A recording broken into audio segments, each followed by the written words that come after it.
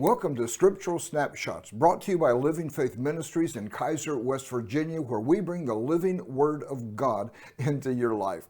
I'm Pastor Gordon Brubaker. We're studying about a prepared place, and we're getting ready to start the fourth conversation. And as we've been saying, this is Jesus talking with the disciples around the Last Supper. They've just eaten and they're just having their discussion, and they're asking questions, and Jesus has a discussion with Peter, then with Thomas, and then with Philip, and we're getting ready today to enter into the conversation with Judas, not Iscariot, because he's already left the meal before this conversation takes place, but another Judas, one of the 12 disciples, begins to ask Jesus a question. And I want to pick up, Jesus told Peter, says, "In my Father's house are many mansions. If it were not so, I would have told you, I go to prepare a place for you." Now, in this fourth conversation that we're getting into here in the end of chapter 14 of John, we start out, Jesus tells Philip, he says, "At that day you will know that I am in the Father, and you in me, and I in you. He who has my commandments and keeps them, it is he who loves me, and he who loves me will be loved by my Father, and I will love him and manifest myself to him." And Judas at that point kind of interrupts or injects himself into the conversation, and he asks, "Lord, how is it that you will manifest yourself to us and not to the world?"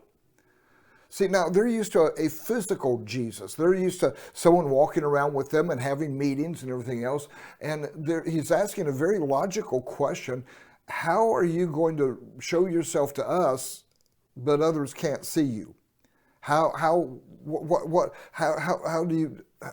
does this happen? See, Jesus is beginning to talk about the realm of the Spirit, this supernatural place that he is going to prepare for us, that we can come, but others cannot come into that space because it's unique. Again, I just want to go back to John 14:2. He tells Peter, "In my Father's house are many mansions. If it were not so, I would have told you." So there's many mansions. He's telling Peter, God has many unique relationships, everyone independent, everyone special, everyone unique. But then he says, after all these mansions, all these places, all these relationships that people have with God, and then he says, "I go to prepare a place for you," not for the multitude. This isn't a condominium. Okay, this isn't an apartment house. This is a place where you have your unique mansion, a place specifically prepared for you. And he tells Peter specifically, "I go to prepare a place for you." This is a unique place. And now in this, Judas is asking the question, how are you going to display yourself to us and the world not see you? Because if Jesus is physical, if the disciples can see Jesus, everybody else can. Jesus has done all of his teachings in the open to where everybody can hear. Remember at his trial, they said, "Well, you said this," and Jesus said, "Well, you were there, you heard me, you heard what I said. I'm not going to deny anything like that." He said, "But you heard what I said," because Jesus said things openly. But now he's telling Philip, "I'm going to reveal myself to you, but others cannot come." He says, "At that day you will know that I am in the Father and I in you, that I am in my Father and you in me and I in you. He who has my commandment and keeps them, it is he who loves me, and he who loves me will be loved by my Father, and I will love him and manifest myself to him." So the logical question is, how is it that you're going to reveal yourself to us and not to the world?